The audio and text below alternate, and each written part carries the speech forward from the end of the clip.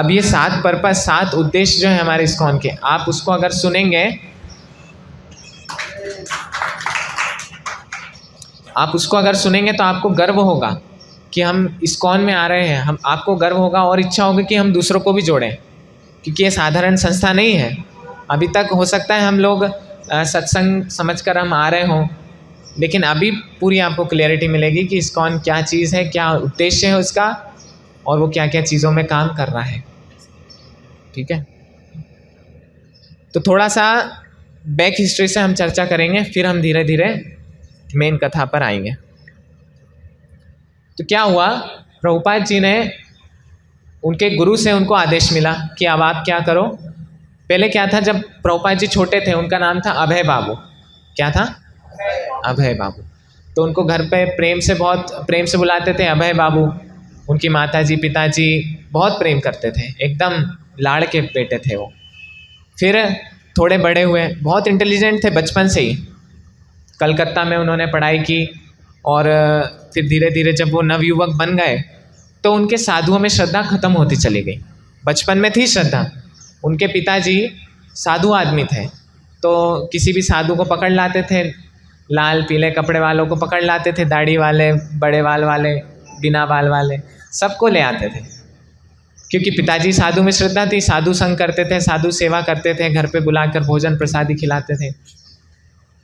तो बचपन से ही अभय बाबू ने उन सबको देखा, साधुओं का संग किया, सुनते थे उनसे, बचपन से ही उनकी श्रद्धा थी राधा कृष्ण में। फिर थोड़े जब बड़े हुए तब उनके पिताजी ने उनको राधा और कृष्ण के अष्टधातु के विग्रह भी ला के दिए, और उनकी पूजा प्रभुपाद जी किया करते थे, छोटे से थे तब से ही। अब एक बार क्या हुआ, ये इन बच्चों में से कोई के बराबर होंगे वो, तो उनकी इच्छा हुई रथ यात्रा निकले, हम रथ बनाए और रथ यात्रा निकाले। तो फिर क्या हुआ, पिताजी ने उनकी सहायता करी, उनको लकड़ी का एक छोटा सा रथ बना कर दिया, और फिर उन्होंने घर में ही रथ यात्रा निकाली। सभी बच्चों ने मिलके, छोटे छोटे, उसमें जगन्नाथ बलदेव सुभद्रा बिठाए, उनको खींचे और रथ से उनको रथ यात्रा निकाली। एक उत्सव जैसा उन्होंने घर पे ही मनाया। अब किसे पता था कि वो उत्सव आगे चल के क्या करने वाला है। तो ऐसे उनका बचपन बीता। धीरे धीरे जब वो बड़े हुए तो क्या होता है, कई बार हम लोग भी स्कूल में पढ़ने जाते हैं, कॉलेज में पढ़ने जाते हैं, तो वहाँ पर जितना ज़्यादा हमको एजुकेशन मिलता है उतना ज़्यादा हमारी श्रद्धा धर्म में कम हो जाती है कि नहीं? क्योंकि ये अविद्या सब मायार वैभव, ऐसा बताते हैं भक्ति विनोद ठाकुर की। जो अविद्या हमको पढ़ाई जा रही है और कुछ नहीं, ये माया का ही दूसरा रूप है। तो जैसे जैसे ये अविद्या हम पढ़ते हैं स्कूल में, कॉलेज में, तो हम भगवान को भूलने लगते हैं, है ना? आप सबका अनुभव होगा, जो जितना ज़्यादा ऊंची पोस्ट पर है या जितना ज़्यादा विद्वान है वो उतना कम श्रद्धालु, उसको कथा में कोई रुचि नहीं होती। उसको बैठने का बोलो तो बड़ी मुश्किल से आएगा भी तो नींद आएगी और थोड़ी देर में भाग जाएगा। तो उनकी श्रद्धा नहीं होती। तो प्रभुपाद जी की श्रद्धा धीरे धीरे कम होने लगी। लेकिन उनका एक फ्रेंड था, उसका नाम था नरेंद्र। तो एक बार क्या हुआ, एक साधु आए कलकत्ता में, तो इन्होंने बोला, नरेंद्र ने उनके फ्रेंड से, अभय बाबू चलो अपन उनका दर्शन करते हैं, उनसे कुछ सुनते हैं, बड़े संत महात्मा हैं। तो अभय ने बोला कि अरे मेरे पापा बचपन से पकड़ते हैं, मैं नहीं जाऊँगा, वो हो गया, बहुत हो गया। तो मना कर दिया। लेकिन उसने बहुत फोर्स किया, चलो चलो एक बार तो चलो। तो वो गया, मतलब अभय बाबू गए, वो मिले एक बार। तो जब उन्होंने देखा भक्ति सिद्धांत सरस्वती महाराज को, यानी कि उनके जो गुरु थे, उनको जब देखा तो उनको देखते से ही उनको लगा कि ये कुछ अलग साधु है, ये अलग दिव्य है, ये बाकियों की तरह नहीं है केवल पैसा खाने वाले, डोनेशन दो और हम आपको मंत्र देंगे 6 महीने में आप भगवान बन जाओ, वैसा नहीं। तो उन्होंने ये देखा, जब भक्ति सिद्धांत महाराज से मिले तब उनकी शुद्धता पर उनको विश्वास हो गया कि ये अलग है। फिर जब उन्होंने उनसे सुना, और फिर भक्ति सिद्धांत महाराज ऐसे ही आप लोग जैसे बैठे हैं वैसे ही प्रभुपाद जी ऐसे बैठे हुए थे बस। भक्ति सिद्धांत महाराज ने कहा, आप अभय बाबू आप इंग्लिश में प्रचार क्यों नहीं करते?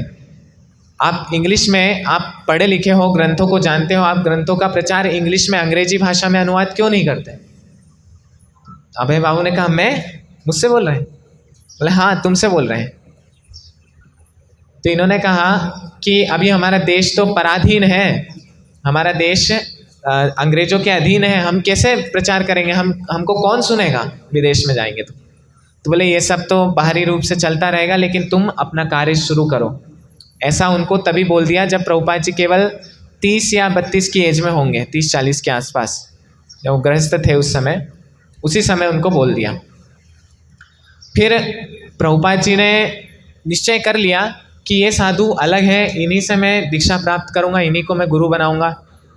आगे चल के 10 साल के बाद उन्होंने दीक्षा प्राप्त की। फिर उनके जब वो शिष्य बन गए तो धीरे धीरे उनका घर परिवार भी था, उनके इलाहाबाद में यानी प्रयागराज में फार्मेसी थी, तो मिला भी करते थे कभी कभी अपने गुरु से, लेकिन घर बार में व्यस्त भी रहते थे। तो उनके आदेश का वो पालन कर नहीं पा रहे थे पूरी तरह से। उनके मन में हमेशा रहता था कि मेरे गुरु महाराज ने मुझको ये आदेश दिया है कि इंग्लिश में, अंग्रेजी भाषा में मैं अनुवाद करूं हमारे ग्रंथों का, लेकिन मैं नहीं कर पा रहा हूँ। तो प्रयासरत हमेशा रहते थे, लेकिन वो कर नहीं पा रहे थे। फिर उन्होंने घर बार छोड़ा, उन्होंने झांसी आए, उन्होंने लीग ऑफ डिवोटीज करके एक संस्था शुरू करी झांसी में, तो फेल हो गई। उन्होंने देखा कि भारत में ही अगर भक्ति सिखाएंगे, सब बोल रहे हैं अरे हमको आती है, कोई सुनने को तैयार नहीं है।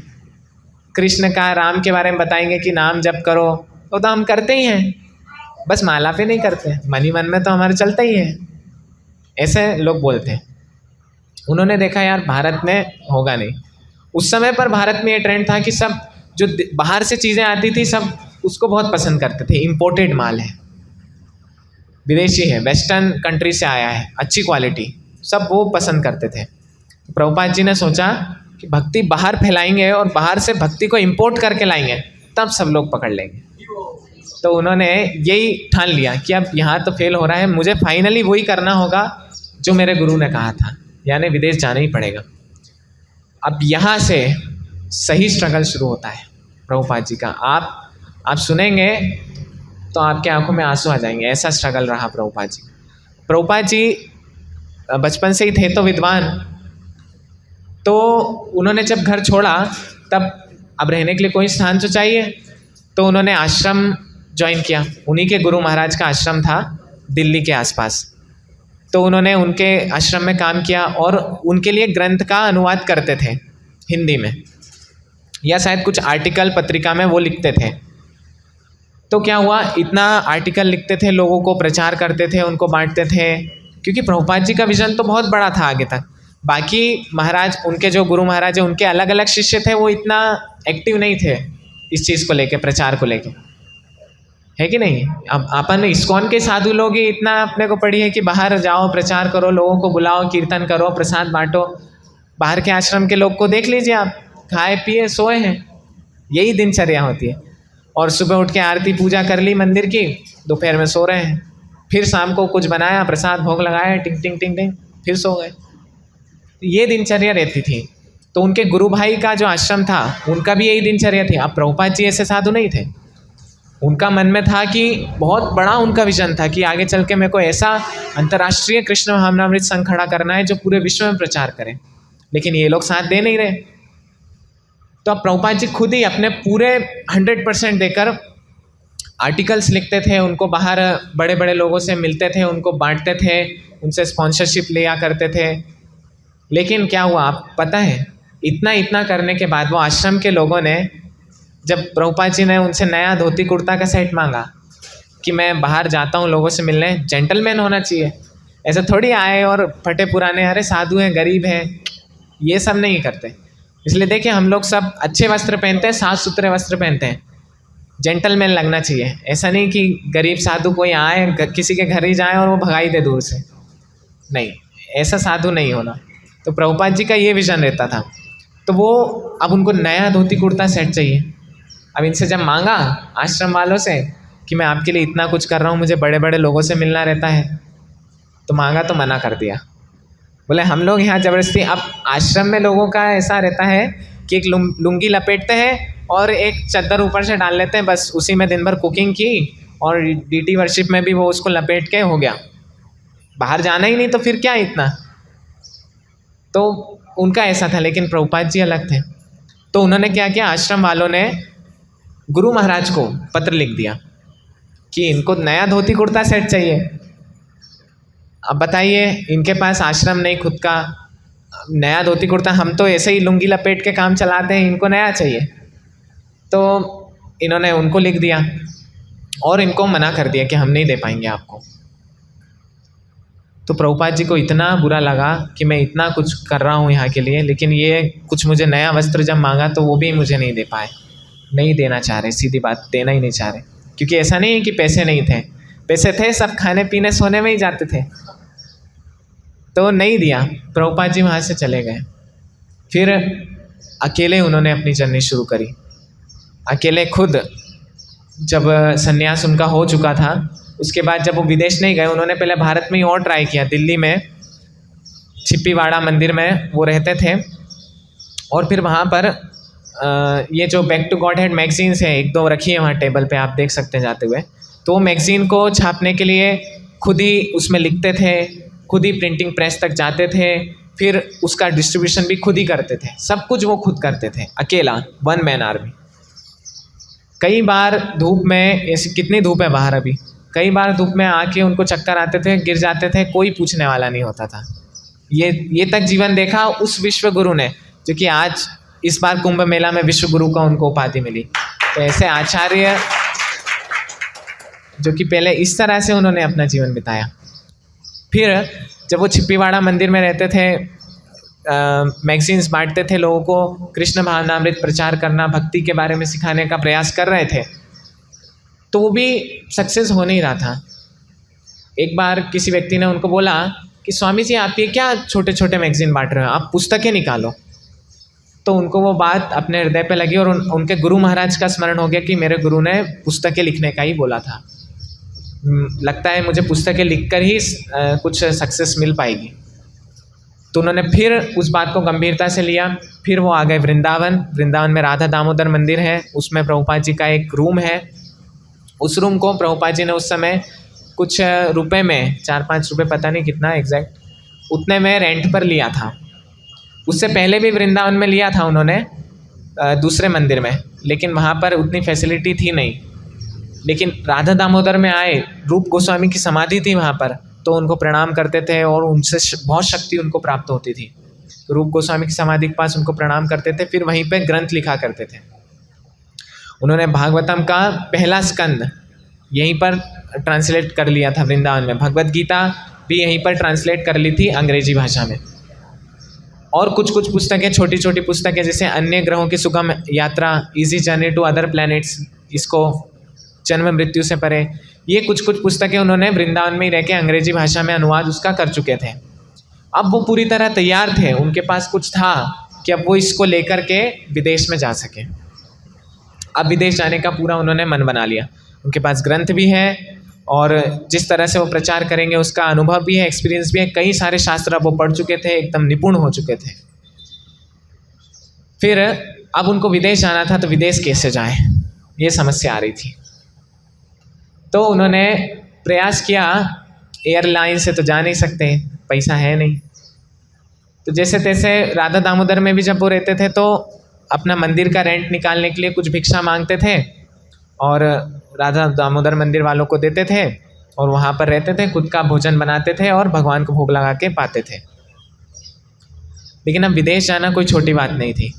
तो अब वहाँ जाने के लिए उन्होंने, एक बार क्या हुआ, मुंबई में वो मतलब ट्रैवल बहुत करते थे वो, और पता है जनरल डिब्बे में, इतना 70 साल का बूढ़ा व्यक्ति जनरल डिब्बे में ट्रैवल करता था कई कई दूरों तक, उसमें भी वो सन्यासी होने के बाद। मतलब सब परम आदरणीय, समाज का सबसे आदरणीय व्यक्ति होता है सन्यासी, जो पूरा घर बार छोड़ चुका है, पूर्ण रूप से भगवान की भक्ति में लगा हुआ है। तो वो जनरल डब्बे में जाते थे, ट्रैवल करते थे, जगह नहीं मिलती थी, खड़े खड़े जाते थे, थक जाते थे पूरी तरह। तो वहाँ पर उनका एक कनेक्शन था सुमति मोरारजी से, एक लेडीज़ थी वो, और सिंधिया स्टीमशिप कंपनी की मालकिन थी।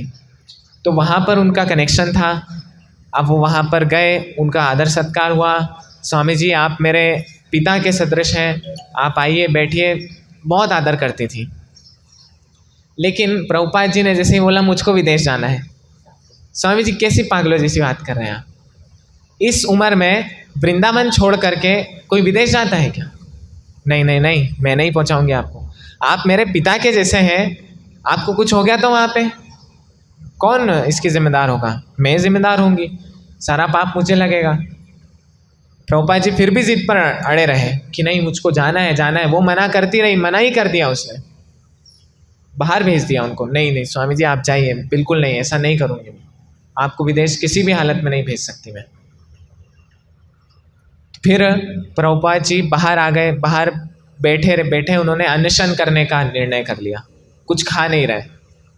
अब सुबह से शाम हो गई, सुमति मुरारजी वापस बाहर आई, अपने नौकर को बोला स्वामी जी को बुलाइए अंदर। अंदर गए, ले स्वामी जी आप चाहते क्या है, आप क्या चाहते हैं? मैं आपको वहाँ मरने के लिए नहीं भेज सकती, बात को समझिए आप। फिर भी जिद करी तो बोले मैं सब कागज़ पे लिख के दूंगा कि अगर मेरी वहाँ मृत्यु हुई तो आप इसके जिम्मेदार नहीं होंगे, मैं लिख के देता हूँ, साइन करके देता हूँ, मुझे भेज दो बस एक बार वहाँ पे। इतना पूरा दृढ़ निश्चय था प्रभुपाद जी का जाने के लिए वहाँ। तो उन्होंने लिख के दिया और सब कुछ कर दिया, सारी फॉर्मेलिटी कंप्लीट कर दी। फिर उन्होंने बोला कि कब, अभी अगला शिप, अगला जहाज़ कब जा रहा है? तो बोले इस डेट को जा रहा है, अभी टाइम है उसमें 1 आध महीना, वो शायद कोलकाता से होते हुए जाएगा। तो हाँ, रामेश्वरम से कोलकाता होते हुए है ना, वहाँ से कोलकाता साइड से जाएगा, तो आप वहाँ पर जाइएगा। और वहाँ पे भागवतम सेट वगैरह सब थे, उनका वृंदावन में था, तो उन्होंने बात कर ली। फिर आकर के वृंदावन से सारा कुछ उठाया और शिप में एक्सपोर्ट करा और फिर वहाँ पे वो गए। लेकिन साथ में सुमति मुरारजी ने रिटर्न टिकट भी कराया। मान लो आपको कुछ वहाँ आश्रय नहीं मिला, कुछ शेल्टर नहीं मिला, आप वापस आना चाहो तो आ तो जाओ कम से कम। तो जाने का टिकट भी करा और रिटर्न टिकट भी करा। और आश्चर्यजनक बात तो ये है कि वो पैसेंजर शिप नहीं था, मालवाहक था वो, जिसमें मालगाड़ी होती है ना, मालगाड़ी में आपने कोई ने ट्रैवल करा ना, करा होगा ना, कभी करने की आपके दिमाग में आएगी बात ना, आप कभी करना चाहेंगे। लेकिन उन्होंने मालवाहक, जिसमें मालगाड़ी होती है, उसमें चलने को तैयार हो गए कि भैया जाना है, किसी भी हालत में जाना है। कैप्टन को बुलाया, कैप्टन को पूरा समझा दिया, देखो स्वामी जी हैं हमारे पिता के जैसे हैं, इनको कुछ होना नहीं चाहिए, पूरा आप इनको टेक केयर करो, सब अपना सामान ले जाएंगे, ये खुद का भोजन खुद ही बनाते हैं, वो किसी के हाथ का खाएंगे नहीं, बस आप इनकी मदद करना, सामान सारा रखवा देना आप, बस सब समझा दिया उसको। स्वामी जी कोई समस्या नहीं होनी चाहिए, क्योंकि समुद्र में हलचल होने के कारण व्यक्ति की तबीयत खराब हो जाती है, बहुत गंभीर स्थिति हो जाती है। फिर सब समझाने के बाद पूरा एकदम रेडी हो गए, प्रभुपाद जी आ गए कलकत्ता, सारे अपने ग्रंथ वगैरह सब रख लिए, सब एक्सपोर्ट कर लिए, चढ़ गए जहाज़ में। अब जहाज़ चलने लगा, अब धीरे धीरे धीरे धीरे जाते हुए अटलांटिक सागर के पास जब वो आया, तब इतना हलचल होने लगा जहाज़ में कि उनका तबीयत बिगड़ने लगी। सी सिकनेस होती है जहाज़ में, मतलब ज़्यादा देर समुद्र में रहने के कारण बहुत ज़्यादा व्यक्ति को तबीयत बहुत ख़राब हो जाती है। तो वहाँ पर उनको एक हार्ट अटैक आया, पहला हार्ट अटैक आया। जैसे तैसे वो संभल गए, जैसे तैसे उन्होंने कंट्रोल कर लिया, हालत बहुत गंभीर थी हालांकि, लेकिन उन्होंने ये सोच लिया था कि अगर दूसरा हार्ट अटैक आया तो मैं जीवित नहीं बच पाऊँगा। और दूसरा हार्ट अटैक भी आ गया, लेकिन उस समय भगवान कृष्ण ने उनको दर्शन दिया, उनके स्वप्न में आए और उनको बोला कि तुम जो करने जा रहे हो, ये जहाज़, इसका कैप्टन वो नहीं है, इसका कैप्टन मैं हूँ, मैं ये जहाज़ चला रहा हूँ और आगे चल के तुम मेरी संस्था खड़ा करने जा रहे हो, ये संस्था मेरी होगी, स्वयं मैं इसको बनाने जा रहा हूँ, तुम तो निमित्त मात्र भव सव्यसाचिन। अर्जुन को गीता में बोला ना भगवान ने कि आप बस निमित्त बन जाओ, इन सबको मैं मार चुका हूँ ऑलरेडी, सब मरे हुए हैं, बस आपको धनुष बाण छोड़ना है और आपको यश अर्जित करना है। तो प्रभुपाद अभय तुम तो केवल जा रहे हो, सबको प्रचार हो चुका है, मैं सब कर चुका हूँ, बस तुम जा रहे हो, तुमको यश प्रसिद्धि मिलने वाली है, तुम तैयार रहो बस। पूरा भगवान कृष्ण ने उनको मोटिवेट कर दिया। अब पूरी तरह से वो तैयार थे, मन में दृढ़ निश्चय हो चुका था, पूरा विश्वास था कि ये संस्था भगवान कृष्ण की होने वाली है। और वास्तव में प्रभुपाद जी ने कई बार अपने लेक्चर में बोला है कि ये मेरी संस्था नहीं है, international society for Krishna consciousness, ये कृष्ण भावनामृत संघ है। यहाँ पर हर एक गतिविधि के पीछे कृष्ण के बारे में चिंतन है। भोग बना रहे हैं कृष्ण के लिए, प्रसाद वितरण कर रहे हैं कृष्ण के लिए, कथा कर रहे हैं कृष्ण की, हर एक चीज़ के पीछे मंदिर बना रहे हैं राधा कृष्ण का, सबका यही एक विचार है उनका। और प्रभुपाद जी यही बोला करते थे कि एक इंटरनेशनल सोसाइटी है इस्कॉन, कृष्ण से अलग नहीं है। आप इस्कॉन से जुड़े मतलब आप कृष्ण से जुड़ चुके हो, और कुछ आपको करने की ज़रूरत नहीं है। तो फिर जब वो आए तो उन्होंने देखा, अब बॉस्टन जब पहुंचा तो मैंने जैसे बताया था, तो उन्होंने देखा तो फिर उनके मन में हुआ कि जनता इतनी खराब है, यहाँ पर उग्र स्थान है, किसी को फुर्सत नहीं है सुनने की, कौन मेरी बात को गंभीरता से लेगा, कौन सुनेगा, कौन पालन करेगा। तो वापस आके फिर उन्होंने उस समय ये भजन लिखा था जो हमने अभी उसका समझा था। तब उनके मन में तो था कि अगर कृष्ण चाह रहे हैं तो ज़रूर कुछ ना कुछ होगा। विश्वास भी था लेकिन संशय भी था, थोड़ा संशय भगवान पर नहीं, खुद पर, कि मैं शायद भगवान का एक इंस्ट्रूमेंट बन पाऊँ या नहीं बन पाऊँ, पता नहीं। भगवान की जो इच्छा है उसको मैं पूरा करने में क्या कर सकता हूँ। तो फिर जब वो आ गए, बॉस्टन आए, बॉस्टन नहीं, अब इधर आ गए, न्यूयॉर्क आ गए। तब अब प्रभुपाद जी इतने इंटेलिजेंट थे, उन्होंने सब व्यवस्था करके रखी थी पूरी तरह से। आप विदेश जाएंगे, कहाँ रुकेंगे, तो सब व्यवस्था पहले से ही भारत में कर ली थी। मथुरा के एक अमीर व्यक्ति थे अग्रवाल करके, तो वो उनके बेटा वहाँ पर रहता था विदेश में रहता था, तो उसका नंबर वगैरह सब ले लिया था, एड्रेस सब ले लिया था मथुरा से उन्होंने, कि अब जाएंगे तो रुकने को कुछ तो होना चाहिए। तो अब जैसे ही अमेरिका उतरे, उन्होंने कॉल लगाया, टेलीफोन जो पब्लिक फ़ोन होता है उससे कॉल लगाया, कॉल उठाया। वो व्यक्ति का नाम था गोपाल अग्रवाल। तो वो तो बेचारे बाहर गए थे, जॉब पर गए थे, लेकिन उनकी पत्नी ने फ़ोन उठाया। उनकी पत्नी का नाम था शैली अग्रवाल। तो उनकी पत्नी ने फ़ोन उठाया, बोले हु आर यू। अब वो भी भारत की थी नहीं, विदेश की थी, वो चाइनीज़ थी। फ़ोन उठाया, who are you. Prabhupada ji ने बोला मैं भारत से सन्यासी भक्ति वेदांत हैं। सन्यासी भक्ति वेदांत क्या, रख दिया। प्रभुपाद जी की आशा ही पूरी ख़त्म हो गई। अब क्या करें, फ़ोन ही नहीं उठा रहा है व्यक्ति। फिर उठाया भी नहीं। उसके बाद उन्होंने जैसे तैसे जो एड्रेस उनको मालूम था, ढूंढ ढांड के टैक्सी, ऑटो और रिक्शा कुछ कर कुरा के वो गए, पहुँचे वहाँ पे। पहुँच कर आ गए, अंदर आ गए। अब ये तो विदेशी लोग, उनकी पत्नी विदेशी, देखा ये साधु महात्मा शेव हेड है, तिलक किलक ऊंचा सा लगाया है, ऑरेंज कलर का इन्होंने कपड़ा पहना हुआ है, कुछ नहीं मिला तो चादर लपेट के आए हैं, ऐसा सोचने लगी हो। फिर भी अब क्योंकि लेटर दिखाया कि आपके उन्होंने दिया है, मैं यहाँ रुकना चाहता हूँ थोड़े दिन, तो चलो ठीक है, आ गया। फिर अब जब उनके पति आए तब पहचाने कि अच्छा चलो आप उनके मित्र हैं मेरे पिताजी के, आइए। स्वागत किया, लेकिन रहना आसान नहीं था वहाँ पे। उनकी पत्नी और वो लोग तो थे मथुरा के, मतलब उनका जो पति थे वो मथुरा के थे, लेकिन नॉनवेज खाते थे। अब वो भी बाहर जाकर सब भ्रष्ट हो गए थे, नॉनवेज खाते थे। अब समस्या ये थी कि उसी फ्रिज में प्रभुपाद जी अपना प्रसाद रखते थे और उसी फ्रिज में उनका नॉनवेज रखा रहता था। सोचिए, हम सब नॉनवेज को देखना तक नहीं चाहते, उसकी सुगंध तक आ जाए हमको एकदम थूकने का मन होता है। लेकिन जगत गुरु ऐसी परिस्थिति में रहे हैं जहाँ पर वहीं पर उनका भी प्रसाद रखा है और नॉनवेज भी रखा है। वो लेडी स्मोकिंग भी करती थी, विदेश में नॉर्मल बात है, साधारण बात है, स्मोकिंग भी करती थी। प्रभुपाद जी वहीं बैठे होते थे, उनको धुआं भी आता था। क्या कर सकते हैं, मना तो करते थे लेकिन सज्जन वे में, क्योंकि उन्हीं के घर रह रहे। ज़्यादा कुछ किया तो फिर ज़्यादा बोल भी नहीं सकते।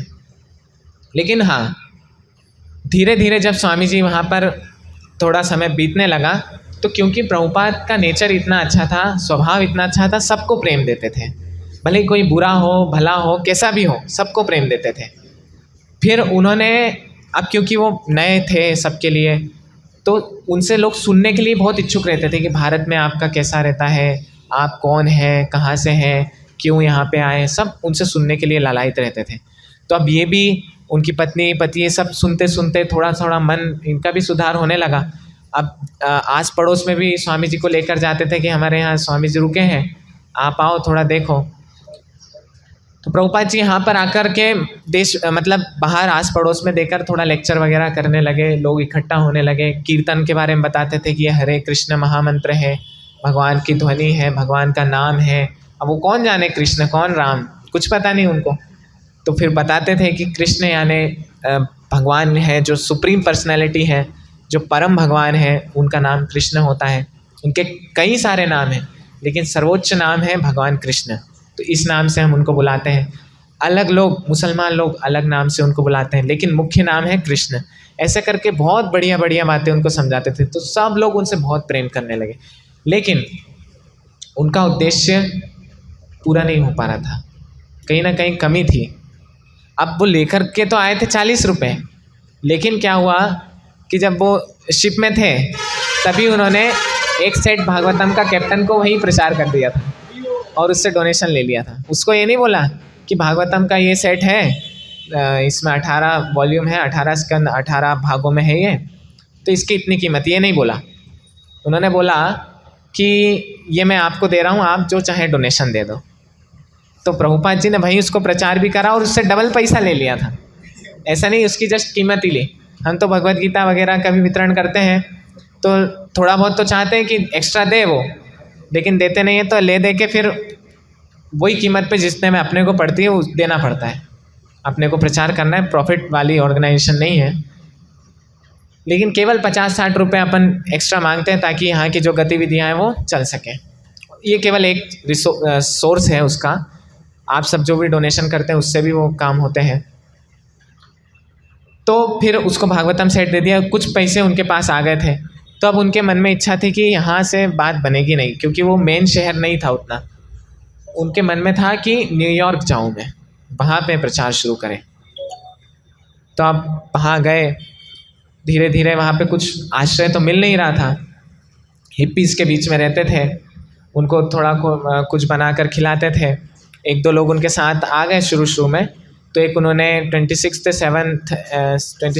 सेकेंड एवेन्यू वहाँ पर एक वो ले लिया उन्होंने, स्टोर फ्रंट था, पहले एक शॉप थी वो, उसी को उन्होंने किराए पे ले लिया। जैसे अपनी भी देखो ये शॉप के हिसाब से ही बनी है, ये शटर 3 जगह से, दीवार ही नहीं है, ये शॉप के हिसाब से बनी थी। तो उन्होंने सस्ते में थी, बंद थी, वही किराए पे ले ली।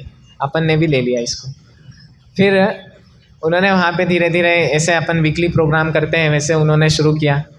अपन नहीं करते हैं, अपन उनके देख देख ही करते हैं। उन्होंने शुरू किया था, वास्तव में उन्होंने शुरू किया तो उनके देखे देखी अपन कर रहे हैं।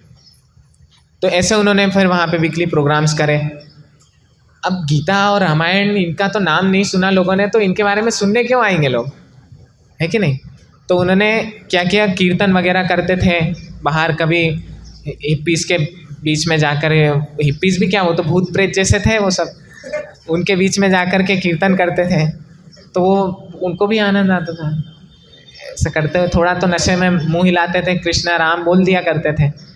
प्रभुपाद जी बोलते होंगे बोलो बोलो सब बोलो, वो भी बोल दिया करते थे। अब क्या हुआ, एक दो बार ऐसे ही करते रहे कीर्तन, तो कुछ अच्छे लोग जुड़े, थोड़े से जो सीखने लायक हैं, जिनके मन में वास्तव में जिज्ञासा है, ऐसे लोग जुड़े। अब उनको प्रभुपाद जी अच्छे बताते सिखाते, सब कुकिंग करना सिखाते, ऐसा प्रसाद ऐसा भोग लगता है, सब सिखाया उनको, गीता के सिद्धांत सब सिखाने लगे। तो क्या हुआ, एक बार उनके कुछ शिष्यों ने सोचा, जब उस समय कुछ अच्छे लोग हो गए थे, तो फिर उन्होंने वहाँ पे टॉमकिंसन स्क्वायर पार्क, क्या नाम है, ऐसे ही कुछ नाम है वो पार्क का, तो वहाँ पर जाकर कीर्तन किया। फिर उनके कुछ भक्तों ने बोला स्वामी जी यहाँ पर करते हैं, यहाँ पर बहुत हिप्पीज़ बहुत हैं इधर, तो यहाँ पर कीर्तन करते हैं। तो स्वामी जी आए, करताल मृदंग, उस समय वो भी नहीं था, भारत में रहती है सब चीज़, तो फिर बाद में ये सब मंगाया गया हो, तो वो सब नहीं था। तो एक डपली थी उनके पास, वो भी पता नहीं विदेश के लोगों के पास की होगी वो, तो वो लेके वहाँ पर प्रभुपाद जी स्वामी जी करने लगे कीर्तन, हरे कृष्णा कृष्णा कृष्णा हरे हरे, हरे राम राम राम हरे हरे। लेकिन ये दिव्य महामंत्र की ध्वनि से उन लोगों में इतना प्रभाव पड़ने लगा। अब कीर्तन कर रहे हैं, सब लोग ताली बजा रहे हैं, प्रभुपाद जी डपली बजा रहे हैं, ऐसा करते करते सब वो भूत प्रेत खड़े होकर नाचने लगे, सबको आनंद आने लगा। अब स्वामी जी ने विचार किया कि अब थोड़ा आगे चीज़ बढ़ाई जाए, ये जो है सो मिले, मुझे मिले तो कौन भूत प्रेत ही, अब इनके साथ ही शुरू करूँगा, कोई दिक्कत नहीं। तब इनको सबको बुलाने लगे स्टोर फ्रंट में क्लासेस के लिए। अब क्लासेस, अब सुनने को तो वहाँ कोई तैयार नहीं, सब सुनने के लिए बैठे हैं, नींद आ जाए किसी को, कोई थोड़ा टाइम देख दुखा के वो बाहर भाग गया, कोई फर्क ही नहीं पड़ रहा ना उनको, तो बोरिंग हो रहा है, क्या पता नहीं क्या भगवान क्या राम भगवान जाने, सब मतलब कोई इंटरेस्ट नहीं, तो बाहर भाग जाते थे।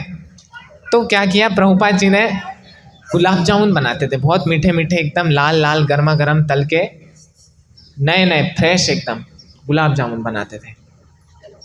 अब वो भूत प्रेत सब आते देखते थे कि स्वामी जी ये क्या, what is this, this is gulab jamun. Gulab jamun, yes, this is prasad. Prasad, ये क्या होता है, इसको खाने का, अच्छा खाने का। तो फिर प्रभुपाद जी ने एक एक दिया उनको, और जैसे ही दिया, जैसे ही वो गुलाब जामुन मीठा मीठा चाशनी में एकदम डूबा हुआ, एकदम प्योर, प्योर तो वहाँ पे मिल्क पाउडर रहता है, दूध दूध तो मिलता नहीं है, मिल्क पाउडर का बना हुआ गुलाब जामुन जैसे ही उनके अंदर गया, सब हिप्पीज क्लीन बोल्ड, सब फेल वहीं पे, सबकी मति घूम गई। अरे ये क्या चीज़, ना हमने कभी खाया ना सूंघा, उनके बाप दादा ने कभी नहीं देखा था गुलाब जामुन क्या होता है, तो वो खाया क्लीन बोल्ड। क्या कर रहे हैं स्वामी बताइए, गुलाब जामुन आखिरी में जरूर दीजिए। अब गुलाब जामुन तो बांट देते थे, फिर आते थे फिर भी चले जाते थे, कई बार ऐसा हो गया। फिर उन्होंने सोचा यार गुलाब जामुन आखिरी में दूंगा, तो गुलाब जामुन का डब्बा रख के फिर गीता बोलते थे, फिर भागवत बोलते थे। अब ये तो हिप्पीज लोग, ये भूत प्रेत सब गुलाब जामुन देख रहे हैं, हाँ स्वामी जी बोल रहे हैं, हाँ में हाँ मिला रहे हैं, गुलाब जामुन कब मिलेगा, ये मन में रहता था। ऐसे करते करते जैसे तैसे सुन लेते थे बस, आखिरी में गुलाब जामुन भी खाते थे, नाचते भी थे, आनंद आने लगा। अब तो कुछ काम करना नहीं, बढ़िया स्वामी जी प्रसाद खिला रहे हैं और अच्छी अच्छी बात बता रहे हैं, अच्छा ही है यार, कोई दिक्कत ही नहीं है, अपन भी बिगड़ ही रहे थे, तो जुड़ गए थोड़े थोड़े। अब देखिए, बात तो देखिए, प्रभुपाद जी का विजन देखिए, वो 2 4 5 भूत प्रेत को लेके मन में विचार इंटरनेशनल सोसाइटी खोलेंगे, इंटरनेशनल, ये भूत प्रेतों के साथ, ऐसा मन में विचार था उनका। अब एक वकील भी थे उनसे जुड़े हुए, जैसे हमारे प्रभु जी भी जुड़े हुए हैं, तो एक वकील भी आया करते थे गुलाब जामुन के पीछे, वो भी थे तो गुलाब जामुन के पीछे वो भी आया करते थे। तो स्वामी जी ने बोला कि हमको एक ऐसी संस्था खड़ी करनी है इंटरनेशनल। ये तो बोले इंटरनेशनल, आपका संस्था का ये एक छोटा सा केंद्र है, ये अभी एक दुकान है छोटी सी, इसमें आप इंटरनेशनल खोल रहे हैं। बोले हाँ इंटरनेशनल खोलेंगे।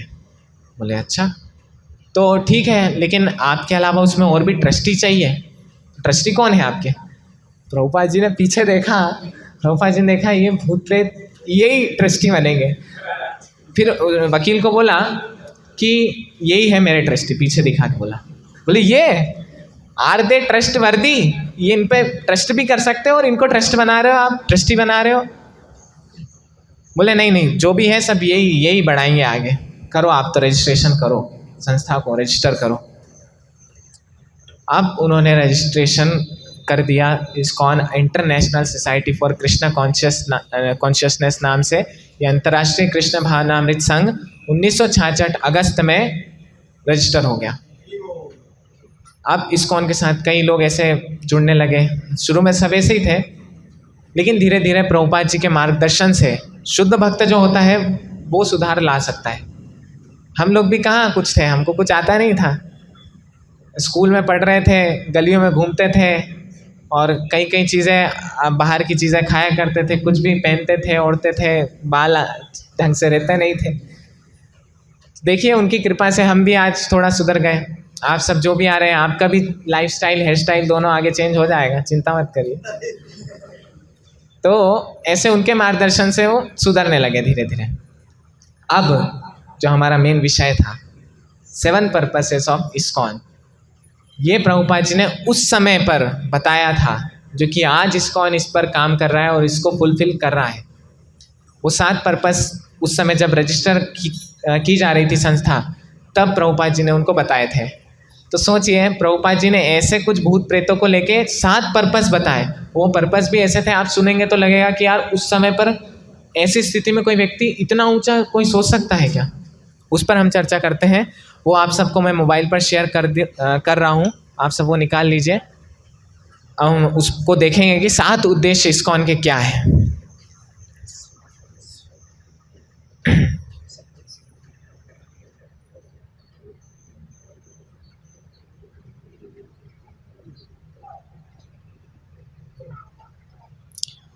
ये ग्रुप पर मैंने आपको भेज दिया।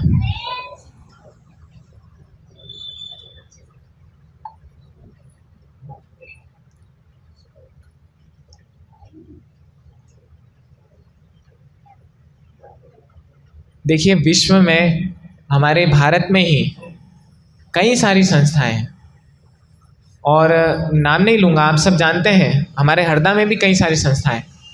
लेकिन मैं गर्व से कह सकता हूँ, अहंकारवश नहीं बोल रहा हूँ, लेकिन गर्व से बोल रहा हूँ कि इस्कॉन जैसा भले ही हमारा ये छोटा सा है, लेकिन इतना भी कार्य कोई नहीं कर रहा जितना कि मतलब इतना भी कोई नहीं कर रहा बाकी सबके मुकाबले। हम लोग, हमारी भी कुछ गतिविधियाँ आपको गिनाना चाहेंगे। हम लोग संडे को प्रसाद खिला रहे हैं, जिसके आपसे कोई चार्जेस, कुछ पैसा नहीं लेते। वो भी भगवान का महाप्रसाद स्वादिष्ट होता है। ऐसा नहीं कुछ थोड़ा सा हाथ में दे दिया, चिरौंजी दाना और बस हो गया। नहीं, प्रसाद की डेफिनेशन इस्कॉन की अलग है। प्रसाद मतलब भर पेट, डकार आनी चाहिए, ये है प्रसाद। फिर सप्ताह में 1 दिन प्रयास कर रहे हैं कि बाहर भी दूसरे लोगों को खिचड़ी प्रसाद वितरण किया जाए। हालांकि ये डेली एक्टिविटी होती है, अलग बड़े बड़े जो मंदिर होते हैं हमारे, उनकी डेली एक्टिविटी है, लेकिन अभी हमारे पास उतनी चीज़ें नहीं हैं, तो सप्ताह में 1 दिन हम शुरू किए हैं। फिर सबसे मेन, ये जो आप गीता भागवत का ज्ञान सीख रहे हैं, ये कोई कहीं नहीं सिखा रहा, ना कोई कहीं खिला रहा है। आपको सत्संग के लिए कई सारी संस्था बुलाएंगी, ध्यान लगाएंगे, कुछ भी करवाएंगे। आप ध्यान में सो जाएंगे और उठ के लगेगा अरे अच्छा लगा यार, और लगेगा कि यार इसी में ज्वाइन करते हैं, इसी में जाना चाहिए। लेकिन उनकी जो टीचिंग्स हैं वो शास्त्रों पर आधारित नहीं है। वो प्रसाद वितरण नहीं करते हैं। अगर प्रसाद वितरण करे तो लुट जाए, वो चले ही ना अगले दिन। लेकिन वो ये सब नहीं कर सकते। कौन इतना मेहनत करता है बताइए? कोई नहीं कर सकता। एकमात्र प्रभुपाद जी की जो संस्था से लोग जुड़े हुए हैं, वही इतनी शक्तिशाली है कि वो ये सब कर सके। तो इसका पहला उद्देश्य, कोई भी चीज़ को सुचारू रूप से चलाने के लिए प्लानिंग की बहुत आवश्यकता पड़ती है ना। बिना प्लानिंग के कुछ नहीं हो सकता। चोर भी चोरी करते हैं तो प्लानिंग करते हैं उसके लिए। तो प्रभुपाद जी ने भी एक सिस्टम बनाया इस्कॉन, उसके अंतर्गत ताकि भक्ति का जो विज्ञान है, जो लोगों से छुप रहा है, धीरे धीरे ढक रहा है, इसको सुचारू रूप से बिना किसी विघ्न आए प्रचार किया जा सके। तो इसलिए उन्होंने 7 उद्देश्य पहले ही क्लियर कर दिए कि हमारी संस्था के ये 7 उद्देश्य हैं, इसी पर हमारी संस्था कार्य करती है। इसके अलावा इसका कोई उद्देश्य नहीं है, कोई प्रॉफिट कमाना या फिर बड़े बड़े कोई कीर्तन सेंटर खड़े करना जिनमें लोगों को रुकाया जाए, ये सब नहीं है। बड़े बड़े मंदिर ज़रूर हैं, लेकिन और कुछ उद्देश्य इसका नहीं है। तो इसका पहला उद्देश्य है और सबसे इम्पॉर्टेंट उद्देश्य है, to systematically propagate spiritual knowledge to society. आप सब देख सकते हैं मोबाइल में, हमारे ग्रुप में शेयर किया है, पहले पढ़ लेते हैं। To systematically propagate spiritual knowledge to society at large and to educate all people in the techniques of spiritual life in order to check the imbalance of values in life and to achieve real unity and peace in the world। पहला उद्देश्य है हमारे जो सनातन धर्म की शिक्षाएं हैं उनको सिस्टमेटिकली प्रोपेगेट, लिखा है ना, to systematically propagate spiritual knowledge, आध्यात्मिक ज्ञान, इसका सुचारू ढंग से एकदम ऑर्गेनाइज्ड वे में प्रचार किया जा सके। किसको? समाज को, लेकिन एट लार्ज। ऐसे नहीं 2-5 को नहीं प्रचार करना, पूरी सोसाइटी को। अभी तो हम कम लोग हैं, धीरे धीरे और आएंगे, तो उन सबको शिक्षित करना, ये हमारा पहला लक्ष्य है। And to educate all people in the techniques of spiritual life in order to check the imbalance of values in life. केवल शिक्षित करना, इस्कॉन केवल शिक्षा नहीं दे रहा। आप देखेंगे तो आप जैसे जैसे जुड़ते जाएंगे, आपका कपड़ा बदल रहा है, आपके माथे पर तिलक आ रहा है, शिखा आ जाएगी, तो टेक्निक्स भी आप सीख रहे हैं। कि आध्यात्मिक जीवन कैसे बिताया जाए। ना केवल आध्यात्मिक ज्ञान आपको मिल रहा है, आध्यात्मिक जीवन जीने की शिक्षा भी आपको यहाँ से मिलेगी। इस्कॉन केवल ज्ञान नहीं दे रहा, ये एक कल्चर दे रहा है आपको, ठीक है। ऐसा कल्चर धीरे धीरे जब यहाँ पर आप डेवलप होते हुए देखेंगे तो आपको बहुत गर्व होगा कि पहले यहाँ पर कैसे लोग थे और अब देवता जैसे सब दिख रहे हैं, है ना। तो इस प्रकार से ये पहला उद्देश्य है। इससे क्या होगा, to achieve real unity and peace in the world. इससे ही वास्तविक शांति और एकत्र भाव का, क्या कहता है, एकता का भाव बढ़ेगा। यह पहला उद्देश्य है इस्कॉन का। और प्रभुपाद जी से भी जब कोई लोग पूछा करते थे कि प्रभुपाद जी आप अगर इस्कॉन को एक शब्द में बोलेंगे तो क्या है, मान लो हम पूछें व्हाट इज़ इस्कॉन, तो एक शब्द में आपका क्या जवाब होगा। प्रभुपाद जी बोलते थे ISKCON is a teaching centre. ISKCON क्या है, जहाँ पर ज्ञान दिया जाता है, बस ये स्कूल की तरह है जिसमें आपको रेगुलर आना चाहिए, रेगुलर सुनना चाहिए, और टेस्ट होते हैं, सब चीज़ें होती हैं जैसे स्कूल में होता है। तो ये है पहला, क्योंकि बिना शिक्षा के कोई भी कार्य ठीक से नहीं होगा। कुछ समय तक होगा लेकिन बाद में सब बिगड़ जाएगा। हम देखते हैं कि अगर किसी के पास शिक्षा नहीं है तो, लेकिन अगर धन है, सुंदरता है, कोई प्रसिद्ध है, शिक्षित नहीं है, तो बहुत जल्दी उसका पतन होना निश्चित है कि नहीं। क्योंकि बिना शिक्षा के वो सब ये ठीक से उसको कैसे चीज़ों को लगाना है वो नहीं समझ पाएगा। तो इसलिए शिक्षा हमारा पहला पर्पस है और सबसे महत्वपूर्ण है। इसलिए इस्कॉन का कोई भी भक्त या तो भागवत कथा आप कराना चाहे या कोई हाउस प्रोग्राम आप कराना चाहे, बेसिकली जिसमें शिक्षा देनी हो, उसके लिए हम कोई पैसा कभी चार्ज नहीं करते। वहीं अगर आप अलग अलग लोगों से कराएं तो सीधा मुंह फाड़ेंगे। 7 दिन की भागवत कथा संगीत में या कैसी, एक तरफ पान थूकेंगे। हाँ, संगीत में ही अगर आपको चाहिए तो 50, साधारण चाहिए तो 25 में डन कर दो। ऐसे लोग हैं, है कि नहीं। आप सब जानते हो पता नहीं, ये हमने तो देखे हैं जिनके जीवन में कोई आचरण नहीं होता, जीवन में एक बार भी माला, एक बार भी कृष्ण के ऊपर उनकी श्रद्धा नहीं, एक बार भी भगवान का नाम नहीं लेते, सुबह उठते नहीं, देरों तक सोते रहते हैं। जीवन में उनका ना कुछ शुद्ध खान पान है, ना उनका चरित्र कुछ शुद्ध है, लेकिन भागवत कथा कर रहे हैं। तो ये यहाँ का पर्पस नहीं है, ना कोई पैसा चार्ज करना यहाँ का पर्पस है, ना कोई प्रॉफिट कमाना। केवल जो सनातन धर्म की शुद्ध शिक्षा है, भगवत गीता, रामायण, महाभारत और भागवतम, ये जो हमारे प्रामाणिक शास्त्र हैं, इनकी शिक्षा सही रूप से पहुँचाना, यही पहला उद्देश्य। अब दूसरा, जल्दी जल्दी करना होगा, समय होने वाला है। To propagate a consciousness of Krishna as it is revealed in the great scriptures of India, Bhagavad Gita and Srimad Bhagavatam. Krishna के बारे में बताना कि कृष्ण ही परम भगवान है, जो कि गीता और भागवत में बताया गया है, उसी को दोहराना, अलग से कुछ नहीं, अलग से मनगढ़ंत कुछ बताना नहीं। जो श्रीमद् भागवतम और भगवत गीता जैसे ग्रेट स्क्रिप्चर्स में बताया गया है भारत के, उन्हीं की शिक्षा को देश हो विदेश हो, कोई सा भी देश हो, उसमें प्रचार करना। कई लोग बोलते हैं इस्कॉन तो विदेश की संस्था है। अरे विदेश की होती तो भारत का ग्रंथ क्यों बोलती फिर? भारत में बोली थी ना भगवत गीता, तो कि विदेश में अटलांटा की युद्ध भूमि पे नहीं, ऐसा तो नहीं सुना, कुरुक्षेत्र की युद्ध भूमि पे, ठीक है। तो साथ ही लेकिन यहाँ पर एक बात समझने वाली है कि as revealed in the great scriptures, यानी शास्त्रों के अकॉर्डिंग, और ग्रंथ भी छापना, क्योंकि कोई भी चीज़ लंबे समय तक किसी व्यक्ति के आधार पर नहीं चल पाएगी। अगर ग्रंथ होंगे तो ग्रंथ, देखिए आज प्रभुपाद जी हमारे बीच व्यक्तिगत रूप से उपस्थित नहीं है, लेकिन उनके ग्रंथ के रूप में वो हैं।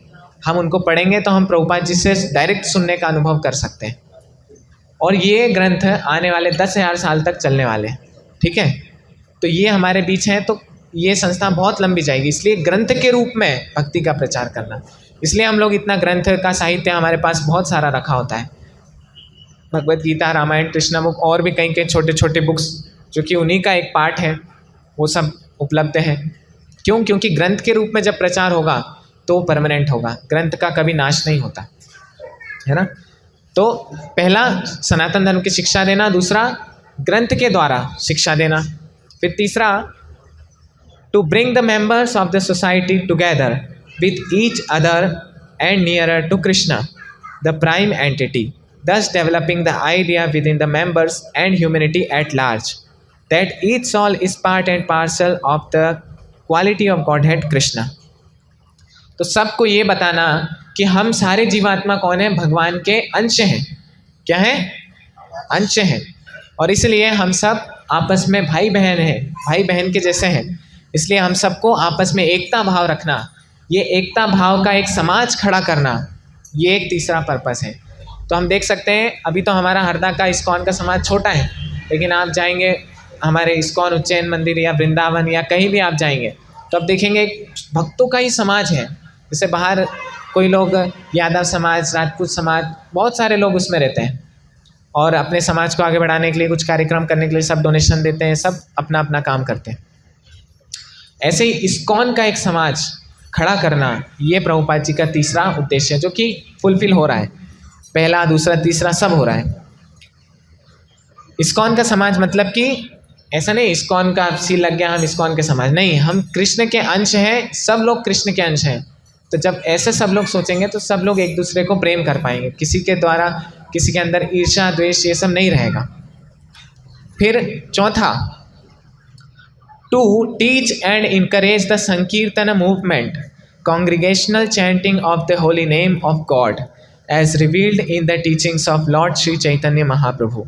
जो श्री चैतन्य महाप्रभु के द्वारा शिक्षा दी गई संकीर्तन आंदोलन को बढ़ाने की, ये हमारा चौथा उद्देश्य है कि संकीर्तन आंदोलन फैले। इसलिए हम लोग भी यहाँ पर कई कई जगह कीर्तन करते हैं, संकीर्तन निकालते हैं, अलग अलग जगह जाकर कॉलोनीज़ वगैरह में, जहाँ भी हमको बुलाया जाता है, या नहीं भी तो हम खुद से ही जाना तो है ही, अपने को तो प्रचार करना है। तो संकीर्तन आंदोलन का प्रचार करना, और जो कि कलयुग का एकमात्र युग धर्म है, हम केवल हरिनाम ही कर सकते हैं, बाकी ध्यान, पूजा पाठ इत्यादि ये सब शुद्धता हम नहीं पालन कर पाएंगे। हरिनाम कैसे भी जगह, किसी भी अवस्था में, किसी भी काल में किया जा सकता है। तो ये चौथा उद्देश्य है इस्कॉन का। क्या है चौथा उद्देश्य? हरिनाम संकीर्तन फैलाना। पांचवा, ध्यान से सुनिए, आखिरी में सब पूछेंगे आपसे। To erect for the members and for society at large a holy place of transcendental pastimes dedicated to the personality of Krishna. इसका मतलब है, पांचवा उद्देश्य ये है कि भगवान के लिए भव्य मंदिर बनाना, ऐसा स्थान बनाना जहाँ पर केवल भगवान की वार्ता हो, भगवान की सेवा हो, या फिर जहाँ पर भगवान का धाम है उसको डेवलप करना, वहाँ पर अच्छे तरह से निर्माण करना, लोगों को उन धामों तक लेके आना। इसलिए देखिए, हम लोग अभी मायापुर यात्रा में हम सबको लेकर गए, फिर वृंदावन यात्रा में उससे पहले सब लोग गए, ताकि लोगों को भगवान के धाम के बारे में बताया जाए कि यहाँ पर भगवान की लीला हुई है। ये एक है पांचवा उद्देश्य। इसलिए ये इस्कॉन के बड़े बड़े मंदिर खड़े करने का एक ये उद्देश्य है कि लोग आकर्षित हों, भगवान के बारे में सुनने आए। मेन उद्देश्य है सुने वो, ऐसा नहीं यहाँ आकर बस देखें, सेल्फी खिंचाएं, फ़ोटो खिंचा के और चले जाएं, नहीं। इसलिए आप लोग बहुत भाग्यशाली जो आप सुनने आ रहे हैं। यहाँ पर हमारा कोई इंफ्रास्ट्रक्चर अच्छा नहीं है। अगर आप देखने या फ़ोटो खिंचाने आते तो एक अलग बात होती, भगवान उतना प्रसन्न नहीं होते। लेकिन आज भगवान आपसे बहुत प्रसन्न है कि आप भगवान की शिक्षाओं को सुनने आ रहे हैं केवल। और मैं आपको एक बात बताऊं, आप सब जो भी शुरू में जो जुड़े हुए हैं ना, शुरू में, बाद में हज़ारों लोग आने वाले हैं, हज़ारों। लेकिन आप सब शुरू में जो जुड़े हैं ना, भगवान आपसे बहुत ज़्यादा प्रसन्न है कि आप तब हैं जब कोई नहीं है कि नहीं। प्रभुपाद जी अपने अंत समय तक भगवत गीता, भागवतम का अनुवाद करते रहे हिंदी में। आप वीडियो देख सकते हैं, प्रभुपाद जी बेड पर लेटे हुए हैं और उनके आगे माइक है, ठीक है, और वो हिंदी में अनुवाद कर रहे हैं भागवतम का, और उनके शिष्य उनका रिकॉर्ड कर रहे हैं। और अंत समय तक प्रभुपाद जी बोल रहे हैं कि बाहर के लोगों का संग मत करो, भक्तों के बीच में हमेशा रहो। बाहर के लोगों का अगर संग करोगे तो माया आपको पकड़ लेगी, आप 3 गुणों से प्रभावित हो जाओगे, रजोगुण, तमोगुण, सतोगुण, और आपकी धीरे धीरे भक्ति चली जाएगी। इसलिए हमेशा भक्तों के संग में रहो, उनका कांटेक्ट रखो, हमेशा बातचीत करते रहो, संग में आते रहो। ऐसे प्रभुपाद जी अंत समय तक समझा रहे हैं उनको। फिर पता है उनकी इच्छा थी कि गोवर्धन परिक्रमा करें। मतलब 80 साल लगभग उनको हो रहे थे, लेकिन उनकी इच्छा थी कि मैं एक बार गोवर्धन परिक्रमा कर लूँ। शिष्यों ने बहुत रोका, डॉक्टर ने बहुत मना किया, आप नहीं कर पाएंगे, अभी आपकी एज बहुत ज़्यादा हो गई, बहुत बूढ़े हो चुके हैं आप, मत कीजिए। जैसे तैसे प्रभुपाद जी ने उनकी बात रखी।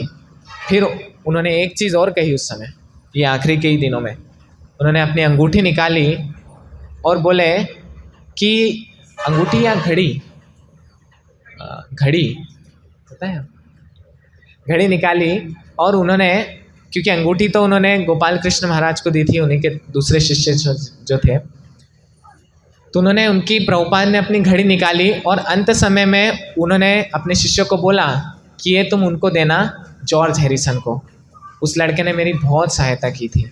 जब मैं शुरू में मेरे पास कुछ नहीं था तो उसने अपना पूरा घर ही दे दिया। जॉर्ज हैरिसन बहुत अमीर आदमी था, अमेरिका का सिंगर था वो, उनका एक ग्रुप था द बीटल्स, तो बहुत फेमस, बहुत प्रसिद्ध था, लेकिन उसने अपना घर प्रभुपाद जी की संस्था को दे दिया कि यहाँ पर आप रहो, इसको मंदिर के रूप में इस्तेमाल करो, यहाँ से सब प्रचार करो आप।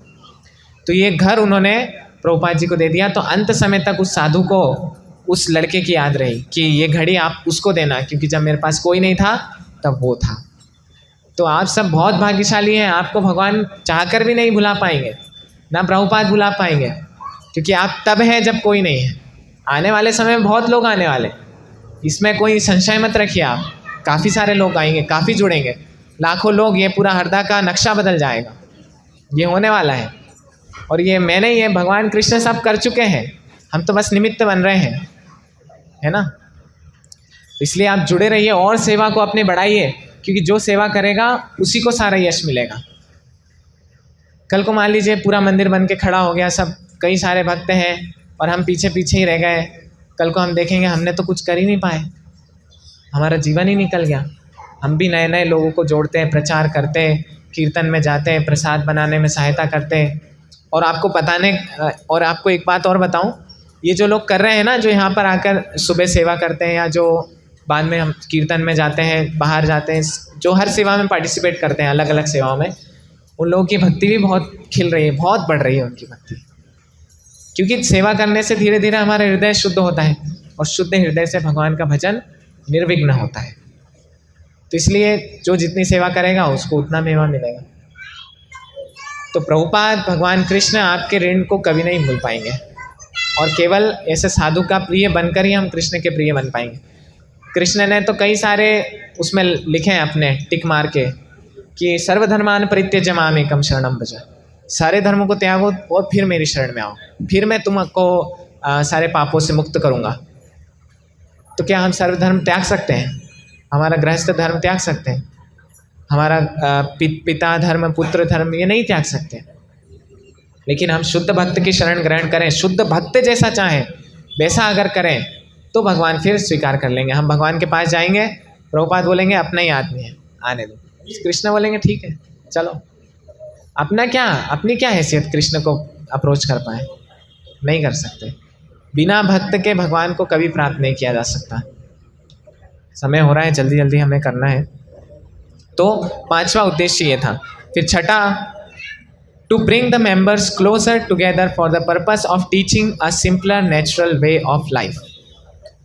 सारे इस्कॉन के सदस्यों को साथ में लाना और उनको सिखाना कि प्रकृति से जुड़कर किस प्रकार रहा जाए, सादा जीवन कैसे बिताया जाए। हम लोग देखिए, जो भी भक्त हैं उनको कुछ ज़्यादा चाहिए नहीं भक्त बनने के बाद। बनने से पहले तो फिर कार, गाड़ी, घोड़ा, बंगला सब चाहिए उनको, लेकिन जब भक्त बन जाता है व्यक्ति तो फिर वो कुछ नहीं चाहता। उसका मन रहता है कि बस हमारी माला हो जाए, भक्तों के बीच में सेवा करें, ऐसे ही जीवन निकल जाए, क्या करेंगे सब ले जाके, है कि नहीं? अंत में सबको मरना है। तो यही सेवा का ही उनका भाव रहता है। तो अब सेवा का भाव रहता है, इसलिए उनका जीवन सादा हो जाता है, कुछ ज़्यादा चीज़ें डिमांड चाहिए नहीं उनको।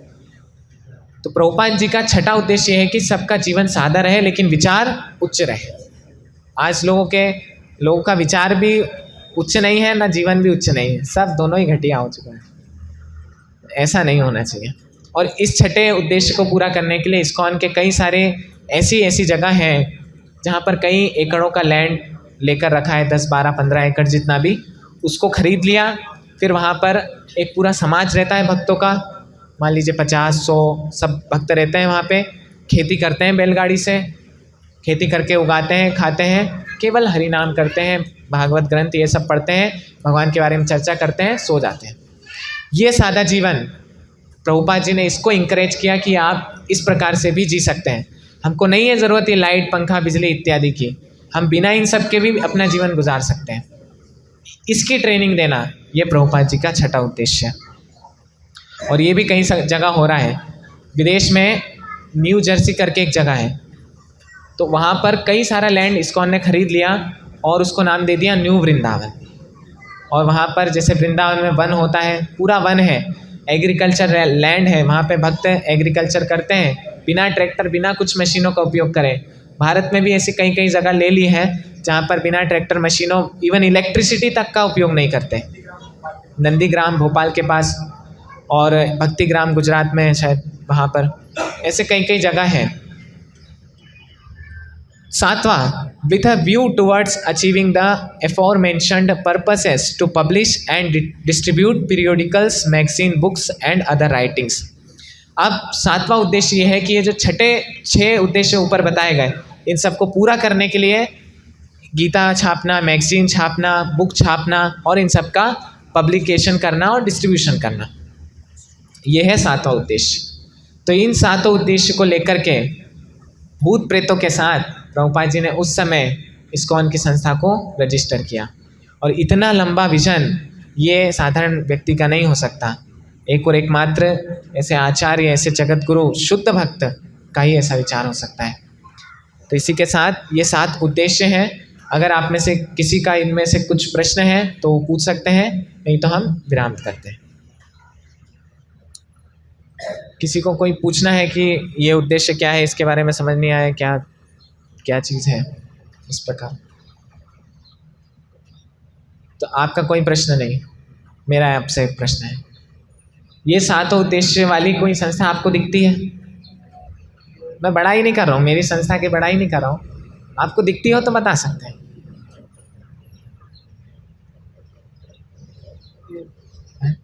है? प्रभु जी बोल रहे हैं बिल्कुल हो सकती है, लेकिन इतने व्यापक रूप से अभी तो नहीं होगी शायद, मुझे लगता है। लोग चल रहे हैं ना, दूसरे वाले चल रहे हैं, अपन आगे हैं ऐसा। तो इतने व्यापक रूप पे इतना समाज का कल्याण करने में कोई नहीं लगा। कई कई संस्थाएं जो गरीबों को खाना खिलाती है, वृद्धाश्रम चलाती है, गौशाला चलाती है, लेकिन ये सब में शिक्षा नहीं दी जा रही। और देखिए, सनातन धर्म का हानि केवल शिक्षा से ही हुई है। आज स्कूल में जो पढ़ाया जा रहा है इसमें कुछ ज्ञान नहीं है सनातन धर्म के बारे में, इसीलिए सनातन धर्म की हानि हो रही है। हम देखेंगे मुस्लिम धर्म में, मुस्लिम रिलीजन में वो लोग रेगुलरली उनके वहाँ जाते हैं, मदरसा जाते हैं, बच्चे छोटे छोटे, उनको वहाँ पे सिखाया जाता है। और चर्च में जाते हैं, जो ईसाई लोग होते हैं वो चर्च में जाते हैं, उनकी क्लासेस होती हैं। लेकिन यहाँ पर सनातन धर्म में कौन क्लासेस लेता है? कोई लेता है? बहुत कम ऐसे लोग हैं।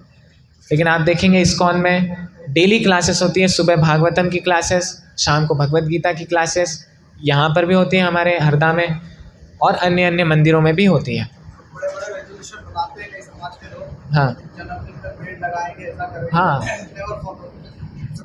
देखिए कई कई लोग पर्यावरण को बचाने के लिए काम कर रहे हैं, कुछ जानवरों को बचाने के लिए काम कर रहे हैं, पक्षियों के लिए काम कर रहे हैं, लेकिन थोड़े दिन रहता है, रेगुलर फॉलो हो रहा है। तो आप भी कुछ ऐसा अनुभव शेयर कर सकते हैं जो आपको यहाँ अलग लगा, जो बाकी जगह नहीं लगा। आपकी इच्छा से शेयर कर सकते हैं, बताइए, खुल के बताइए।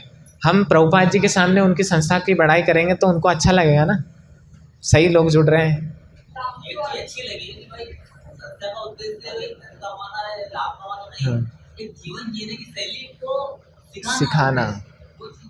बहुत सुंदर, बहुत सुंदर। डाउन टू अर्थ होना, ये यहाँ पर ही मिलेगा आपको। ऐसा सही बात है। यहाँ पर जो भक्त हैं वो बहुत डाउन टू अर्थ, उनको अहंकार नहीं, हम तो भागवतम पढ़ लिए पूरा, हम तो कथा करेंगे ऊंचे सिंहासन पर बैठ के, नहीं, ऐसा कुछ नहीं है।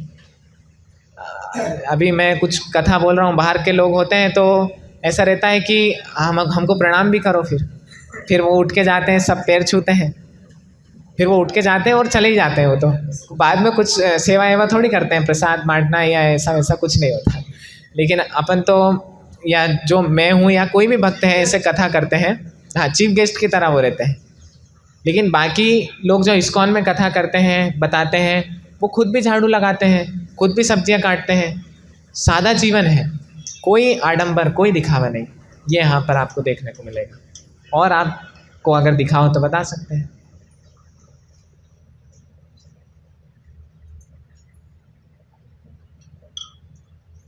ठीक है, समय भी हो गया है, आज जल्दी हमको ख़त्म करना है।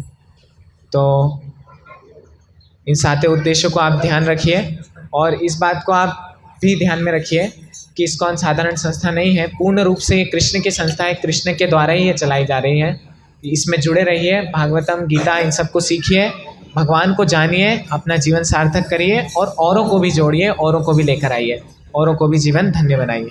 हरे कृष्णा हरे कृष्णा हरे कृष्णा कृष्णा कृष्णा हरे हरे, हरे राम राम राम हरे हरे।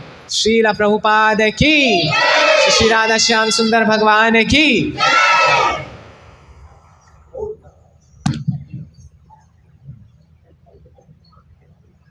तो अभी थोड़ा 5 मिनट कीर्तन करते हैं, फिर महाप्रसाद।